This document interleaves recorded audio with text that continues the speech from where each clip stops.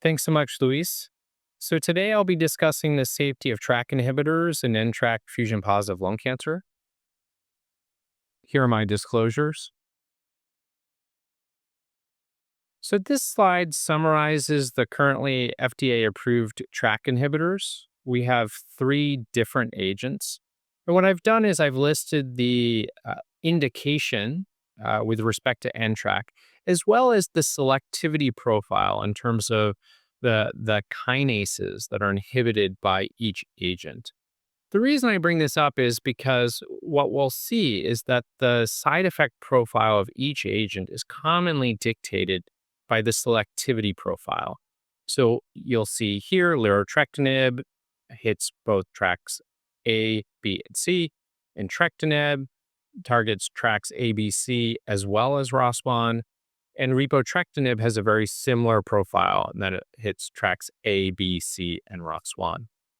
Safety monitoring is essential to detect and manage class-specific toxicities associated with TRK inhibitors, and common gaps in AE management include under-recognition of low-grade but persistent adverse events and inconsistent monitoring protocols across treatment centers.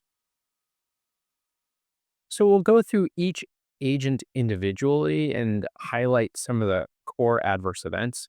We'll kick things off with larotrectinib.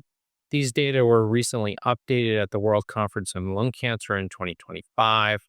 What you'll see here is this is data from two different studies on the left with approximately 37 months of follow-up. Here we have a tornado plot showing the most common adverse events. And the way this is broken down is on the left side are all adverse events regardless of causality, and on the right are treatment-related adverse events. So we'll focus on the treatment-related AEs, and you'll see that some of the most common ones include myalgia, elevations in ALT and AST, constipation, dizziness, and weight increase. So approximately 25% of patients with weight increase. If you look at the top of the slide, you'll also see that dose modifications were common. So approximately 50% of patients had a dose modification for any AE. But the total number of patients who actually discontinued therapy due to AEs was actually quite low, only 3.1%. On this slide, we summarize the adverse events of entrectinib in non-small cell lung cancer. These data come from three different studies outlined on the left, and this is after a median follow-up of 26 months. On this slide, the AEs are divided based on grade 1, 2, or 3. We see that the most common adverse events are dysgeusia, elevations in creatinine, diarrhea, and transaminase elevations. Beyond these, we also see some TRK-mediated adverse events, so dizziness in approximately 25% of patients. Also, like larotrectinib, we also see weight gains in approximately 30% of patients, as shown here, including 11% of patients who experience grade 3 weight gain. So we're seeing consistent themes in some of these adverse events, which come from TRK-mediated adverse events that are off tumor effects. Rounding things out, this is data from repotrectinib. Here, the data is focused on both ROS1 and NTRK fusion positive patients. So it's a much larger data set, so 426 patients. These are data from the TRIDENT-1 study with a median follow-up of 22 months. You'll see that the data is depicted a little differently here. Rather than frequency, it's arranged by organ system. We see nervous system disorders on the upper left. Most common AEs there are dizziness in 65% of patients, followed by dysgeusia, peripheral neuropathy, and ataxia. Importantly, about a quarter of patients also had some reports of cognitive impairment. And in a few slides, we'll sort this out and how this may be a TRK-mediated adverse event. In terms of GI adverse events, constipation, nausea, and we see dyspnea in approximately 30% of patients. What about weight gain? We also see this with repotrectinib. So 16% of patients experience weight gain. The total number of grade 3 or higher, though, is lower at 3%. So this slide summarizes some of the core AEs that we just reviewed on the last three slides. I should add that this is mainly focused on this figure is mainly focused on larotrectinib and entrectinib. It doesn't include repotrectinib, but it calls out some of the most common side effects that clinicians need to be mindful of when they're using TRK inhibitors. So these include, again, things like ataxia, myalgia, nausea, peripheral neuropathy, and muscular weakness, all on the left side. And then on the right, we again see dizziness, dysgeusia, weight gain, and diarrhea. So I already alluded to this, but when we start thinking about some of these adverse events, we saw recurring themes, and that's because some of these are actually on target adverse events.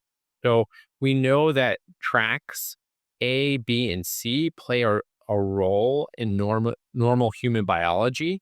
And so when they are blocked, particularly within the CNS, we see very characteristic adverse events. So, for example, TRK inhibition, this can lead to sensory neuropathy, as well as issues with pain sensation, which we'll talk about in a few minutes.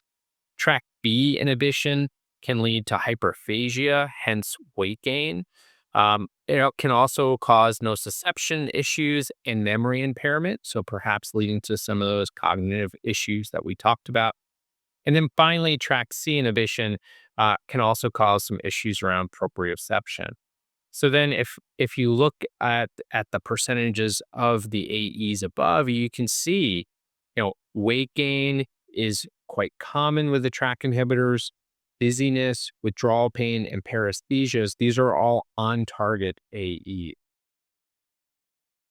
Now it's starting to get a little bit more granular. This is meant to show you, this is taken from a very nice paper in Annals of Oncology from Dr. Liu and colleagues, just showing the rates of weight gain over time and what this actually looks like in terms of time course. So I think this is helpful. The figure in the upper left, where we see that you know patients start experiencing the weight gain commonly within the first 3 months, and you see that it gradually increases over time. And this can even reach grade 3 status. And so we'll talk about some of the strategies of how we manage weight gain in a few minutes.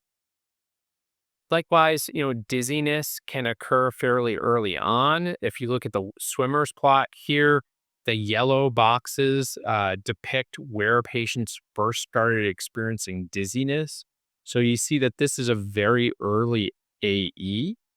And I think it's important for clinicians, the description of dizziness, right? We all know that this can be a very challenging term to differentiate. What do people even really mean?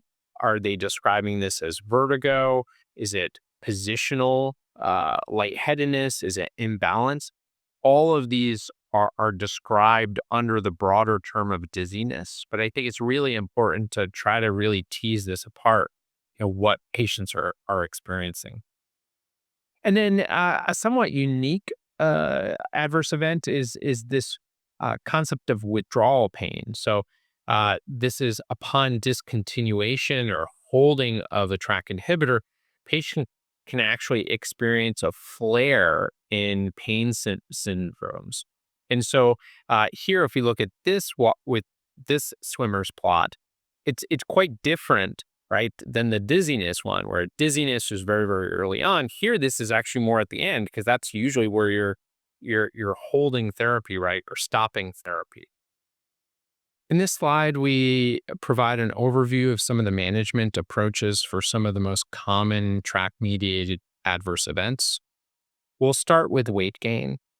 First, I think it's really important to counsel patients on the expectation of potentially gaining weight on these therapies. So it really starts from a prevention standpoint that right away, emphasizing diet, exercise as part of starting a track inhibitor.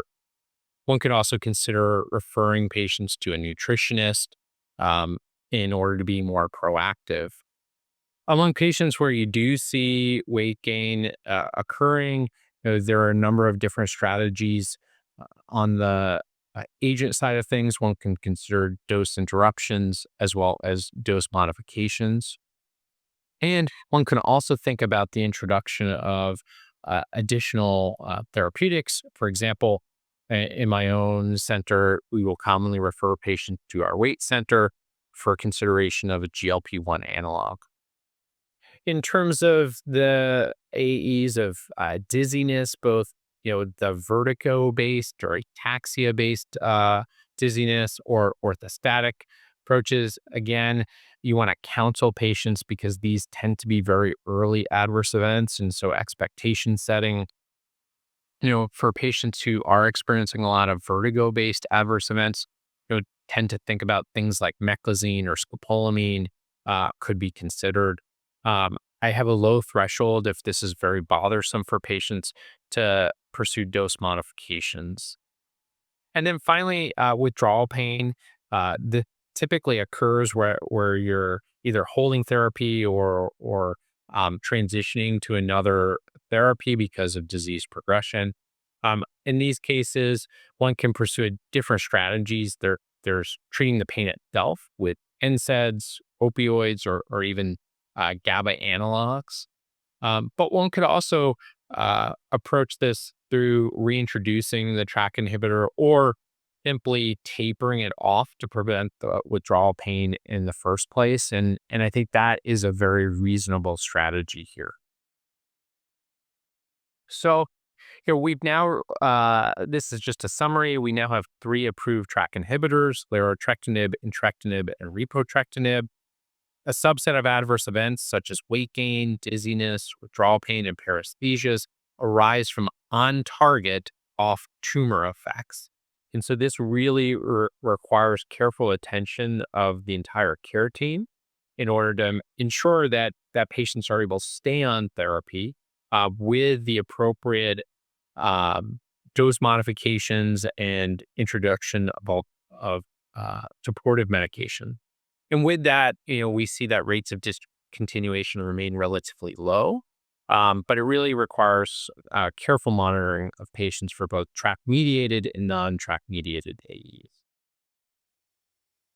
We will now hear from Stephen Bradford on his experience as an NTRK fusion positive patient.